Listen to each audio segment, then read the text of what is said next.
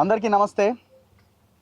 Just 6 గంటలకి మేము Shaligouraram police station నుంచి బయటికి రావడం జరిగింది. ఉదయం 10 గంటలకి మేము హైదరాబాద్ నుంచి స్టార్ట్ అయినాం. ఖమ్మం జిల్లా వెలగమట్ల అన్న విలేజ్లో వినోబాబావే నవోదయ కాలనీలో దాదాపు 1000 ఇండ్లను కూలగొడుతున్నారన్న సమాచారం మాకు ఉదయం 6 గంటలకి అక్కడున్న గ్రామ ప్రజలు ఇన్ఫర్మేషన్ ఇవ్వడం జరిగింది. మేము 3 రోజుల క్రితమే నేను, పృథ్వీరాజ్ గారు, కాలోజీ టీవీ శ్రీనివాస్ గారు అండ్ ప్లస్ టీవీ మేమంతా కలిసి ఆ లొకేషన్కి వెళ్ళడం జరిగింది. రాత్రి 9 గంటలకు వెళ్ళినాం. వాళ్ళ పరిస్థితి చూసి మాకే ఎందుకు ఎంత దారుణమైన జీవితాలు ఇవి అని అనిపించి చాలా బాధ అనిపించి ఖచ్చితంగా ఈ ఇష్యూ మీద మనం చాలా గట్టిగా ముందుకెళ్ళాలి అని అనుకున్నాం. ఆ రోజే అవసరమైతే అక్కడ ఒక భారీ రౌండ్ టేబుల్ సమావేశం కూడా పెట్టాలని డిసైడ్ అయిన తర్వాత ఇవాళ మధ్యాహ్నం 3 గంటలకి గ్రామీణ పేదల సంఘం అండ్ ఓపీడీఆర్ వీళ్ళు పాశం యాదగిరి సార్ ఇంకా చంద్రకుమార్ గారు వీళ్ళందరి ఆధ్వర్యంలో 3 గంటలకి వాళ్ళ ప్రెస్ మీట్ ఉండే. ఆల్ ఆఫ్ సడన్గా మరి ఏమనిపించిందో పాలకులకి అర్థం కాలేదు. మళ్ళీ ఈ భూమి మనది కాకుండా పోతుంది, మనం అనుకున్న కళలన్నీ కళలైపోతున్నాయి, వీళ్ళందరూ ఎంటర్ అవుతున్నారు ఇందులోకి అని అనుకున్నారా, ఇది మరో ప్రజా ఉద్యమంగా మారుతుందని అనుకున్నారేమో తెలియదు. కానీ మొత్తానికి ఉదయం 6 గంటల నుంచి ఈ రాక్షస అరాచక క్రీడకి తెరలేపారు. చాలా క్లియర్గా మరి ఇది ఎవరున్నారు దీని వెనకాల అది మాట్లాడే ముందు అసలు ఇష్యూ ఏంటనేది చాలామందికి క్లారిటీ ఉందో లేదో. ఖమ్మం జిల్లా ఖమ్మం నడిబొడ్డున 62 ఎకరాల భూమిని రెండు విడతలుగా భూదాన యజ్ఞ బోర్డ్ అక్కడున్న పేదలకి వివిధ గ్రామాల నుంచి ఆ పట్టణానికి వచ్చేటువంటి ఆ పేదల కోసం ఆ భూమిని 2013 ఆ కాలంలో కేటాయించిన తర్వాత వీళ్ళు రెవెన్యూ వాళ్ళు దాన్ని అడ్డుకునే ప్రయత్నం చేసి వీళ్ళకి పట్టాలు ఇవ్వకుండా ఇబ్బంది పెడుతూ వచ్చారు. ఈ పోరాటంలో భాగంగా దాదాపు ఒక 5-6 హైకోర్టు ఆర్డర్స్ ఉన్నాయి. వాళ్ళకి నీళ్ళు ఇవ్వాలి, వాళ్ళకి నల్ల కరెంట్ కనెక్షన్ ఇవ్వాలి, ఎవరన్నా వాటిని డెమాలిష్ చేయడానికి వస్తే వీళ్ళ ఇల్లు డెమాలిష్ చేయొద్దు. రీసెంట్గా నాట్ టు ఇంటర్ఫియర్ ఆర్డర్ కూడా ఉన్నది. అయితే ఈ 62 ఎకరాలు 2 విడతలుగా ఇచ్చిన భూమిలో 32 ఎకరాల్లో పేద ప్రజలు నివసిస్తున్నారు. గుడిసెలు వేసుకొని, షెడ్లు వేసుకొని రకరకాలుగా. కొంతమంది అయితే రీసెంట్గా ఇల్లు కూడా కట్టుకున్నారు. ఇంకొక 32 ఎకరాల భూమి ఖాళీగా ఉంది. ఆ భూమిలోకి నాట్ టు ఇంటర్ఫియర్ ఆర్డర్ ఇచ్చింది. ఈ 32 ఎకరాల్లో ఇల్లు కట్టుకున్న వాటికి నాట్ టు డెమాలిషన్ ఆర్డర్ ఉంది, అందులో కూడా ఎంటర్ కావద్దని చెప్పింది. ఇంత క్లియర్గా హైకోర్టు ఆర్డర్స్ ఉన్న తర్వాత కూడా ఎంటర్ అయ్యారు. సో అయితే వాళ్ళ గొడవ ఏంటి అంటే, మాకు ఈ 32 ఎకరాలు వదిలేయండి, మేము ఇక్కడ రియల్ ఎస్టేట్ వ్యాపారం చేస్తాం. ఎవరు? తుమ్మల నాగేశ్వరరావు కొడుకు, అల్లుడు, దాదాపు 8 మంది ఖమ్మ సామాజిక వర్గానికి చెందిన వాళ్ళు.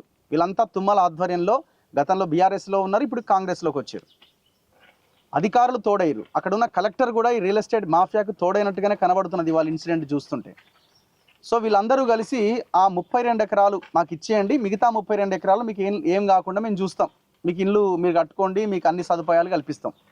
వీళ్ళేమో అసలు భూమి మొత్తం 1895 మందికి భూదాన యజ్ఞ బోర్డు ఇచ్చిన భూమి, ఇది పేదల భూమి, మీకు ఎట్లు ఇస్తామని అక్కడున్న పేదలు తిరగబడడం స్టార్ట్ చేశారు. మనం వీడియో చేసి వచ్చిన తర్వాత ఈ మూమెంట్ ఎక్కడికో వెళ్తుందని గ్రహించిన ఈ రాజ్యం, ఈ పాలకులు, తుమ్మల నాగేశ్వరరావు, ఈ ఖమ్మ సామాజిక వర్గం ఇన్ఫ్లుయెన్స్ ఖమ్మం జిల్లాలో చాలా ఎక్కువ. నాకు తెలిసి చంద్రబాబు నాయుడు ఆధ్వర్యంలో రేవంత్ రెడ్డి ఆర్డర్స్తో, ఆదేశాలతో ఈ మొత్తం వ్యవహారం చాలా దిగ్విజయంగా పూర్తి చేశామని వాళ్ళు అనుకుంటున్నారు. మరి పొంగులేటి శ్రీనివాసరెడ్డికి సంబంధం లేదని మీకు డౌట్ రావచ్చు.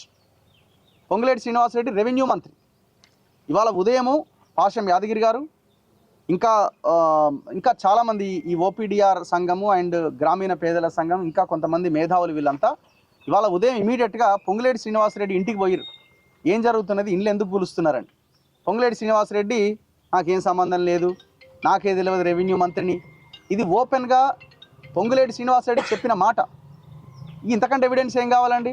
రెవెన్యూ మినిస్టర్కి తెలవకుండా ఖమ్మం నడిబొడ్డున ఖమ్మం మొత్తాన్ని నేనే రూల్ చేస్తున్నా అని చెప్పుకునే మంత్రికి తెలవకుండా అక్కడ కూల్చివేతలు జరుగుతున్నాయట. ఈ మధ్యకాలంలో పొంగులేటికి తుమ్మలకు మధ్య గొడవ అయిందట, ఏదో భూమి విషయంలోనో మరి ఏం విషయంలో అయిందో. సో మరి నీ అవసరం నాకేముంది, నీకు నేనేం చెప్పాలని తుమ్మల ఆ కార్యక్రమానికి తెరదీసిండా? లేదు పొంగులేటి కూడా దీని వెనకాల ఉన్నాడా? మరి పొంగులేటి ఏం చేసినట్టు ఇమీడియట్గా కలెక్టర్కి ఫోన్ చేసిండట. కలెక్టర్కి లౌడ్ స్పీకర్ పెట్టి కలెక్టర్కి ఫోన్ చేస్తే మీకు 6 నెలల కింద చెప్పినా కదా సార్ ఇది తుమ్మల నియోజకవర్గం అని అంటున్నాడు మంత్రిని. 6 నెలల కింద చెప్పేది ఏందా, నువ్వు ఇవాళ డిమాలిష్ చేస్తుంటే నిన్న చెప్పాలి కదా నాకు తెలియదు సార్. ఎంతవరకు వచ్చింది? ఆల్రెడీ 70% కంప్లీట్ అయింది.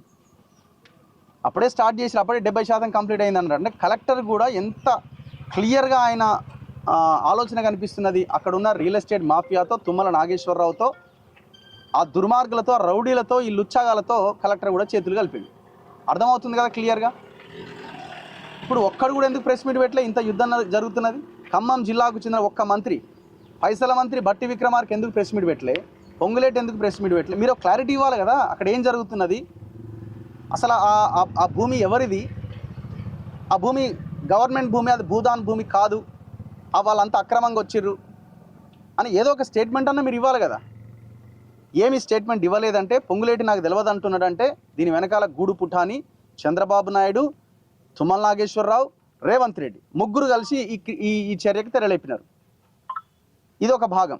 ఇక మేము బయలుదేరి మేము ఆలస్యం అవుతున్నది, అక్కడికి వెళ్ళాలి అన్న దాంట్లో చాలా వేగంగా, చాలా స్పీడ్గా మేము లొకేషన్కి రీచ్ అవ్వడానికి ప్రయత్నం చేస్తున్నాం. అక్కడ ఉన్న గ్రామ ప్రజలు ఎప్పుడు వస్తారని అడుగుతున్నారు. అట్లా మాట్లాడుకుంటే మేము వస్తున్న క్రమంలో నకరేకల్ దాటినామా, నకరేకల్ టోల్ ప్లాజా, అది కొర్లపాడు టోల్ ప్లాజా దగ్గరికి రాగానే అన్ని టోల్ గేట్స్ దారులన్నీ మూసేసి ఒక్కటే ఓపెన్ చేసారు. నాకు అర్థం కాలే ఏంది ఇది ఖరాబ్ అయిందేమో అని మేము అనుకుంటున్నాం. ఈ మధ్య ఎప్పుడు సరిగా పనిచేయవు కదా అవి. పోలీసులు నా కారు చూసి ఆపేసారు. ఇది ఎక్కడిది అసలు, ఎందుకు ఆపుతున్నారు? ఏమన్నా ప్రమాదం ఏమైనా జరుగుతున్నదా, వెనకాల ఎవడన్నా వస్తున్నాడా, వీళ్ళు ఏమైనా కాపాడటానికి వస్తారా నేను అనుకున్నా. లేదు, మిమ్మల్ని ఆపేస్తున్నాం. ప్రివెంటివ్ అరెస్ట్ ఎప్పుడు చేస్తారు? అక్కడ ఏదైనా ఇష్యూ జరిగితే, మా వల్ల ఏమైనా ఇబ్బంది జరిగితే అది చేస్తారు. మరి ఏమన్నా లోగోలు పట్టుకొని, కెమెరాలు పట్టుకొని అక్కడికి పోతే మా వల్ల లా అండ్ ఆర్డర్ ఇష్యూ ఏంది? నాకు తెలిసి తెలంగాణ చరిత్రలో, దేశ చరిత్రలో అసలు జర్నలిస్టులు ప్రివెంటివ్ అరెస్ట్ అన్నది నేనైతే ఎక్కడ వినలేదు. మరి ఇంకే రాష్ట్రంలో జరిగిందేమో, ఇక్కడైతే ఏం జరగలే. సో ప్రివెంటివ్ అరెస్ట్ అని మమ్మల్ని అరెస్ట్ చేసి శాలిగౌరారం పోలీస్ స్టేషన్ తీసుకొచ్చి 6 గంటల దాకా ఇక్కడ పెట్టి ఇప్పుడు పంపిస్తున్నాం. ఇప్పుడు కూడా ఏంది, మీరు ఖమ్మం పోదు, ఇక్కడనే పోవాలి, మీ వెనకాల మా వెహికల్ వస్తుంది అంటే మీరు ఇవాళ ఆపుతారు, రేపు రాదా, ఎల్లుండి రాదా, నెక్స్ట్ డే రాదా? 10,000 మంది పోలీసులను దించి రేవంత్ రెడ్డి ఏం అరాచకం ఇది? మేము అక్కడ చాలా గొడవ చేసినాం. అసలు ఎందుకు పంపించారు, మమ్మల్ని అడ్డుకోవడం ఏంది అని గొడవ చేస్తే గుంజుకొచ్చి కార్లలో వేసి మమ్మల్ని తీసుకొచ్చి ఇక్కడ పడేసినారు. మేమేమి దొంగతనంగా డబ్బులు తీసుకుపోయి ఒక ఎమ్మెల్యేని కొనుగోలు చేయడానికి ప్రయత్నం చేయలేదు రేవంత్ రెడ్డి గారు, దయచేసి గమనించాలి.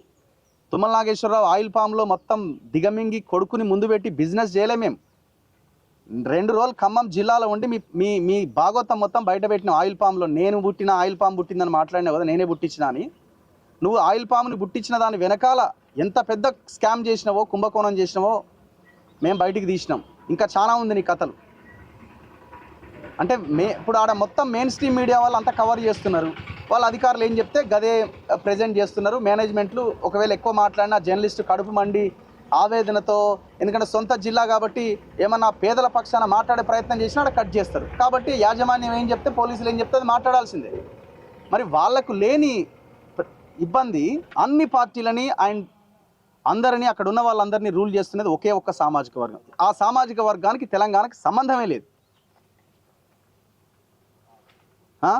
ఎంత ఘోరం అసలు ఇది, ఎంత అన్యాయం ఇది. మేము ఎట్టి పరిస్థితుల్లో వదిలిపెట్టేది లేదు. ఈ పోరాటాన్ని మరింత బలంగా ముందుకు తీసుకెళ్తాం. ఇవాళ అడ్డుకున్నారు, రేపా ఎల్లుండా ఇంకా వారం రోజులక ఆ లొకేషన్కి వెళ్తాం. ఆ పేదల వాయిస్ని వినిపిస్తాం. రేవంత్ రెడ్డి ఇకనైనా మానుకో. గతంలో చేసిన ఆయన పని నువ్వు ఇప్పుడు అదే చేస్తున్నావు. నువ్వు ఏం చేసినా సరే, ఏదేం చేసినా నడుస్తుందని నువ్వు అనుకుంటున్నావు. ప్రజలు ప్రతిదీ నోట్ చేసుకుంటున్నారు. ఇకనైనా మారు, దయచేసి మార్పు అని నువ్వు అధికారంలోకి వచ్చినావు. ఇప్పుడు ఏం చేస్తున్నావు అర్థం చేసుకో.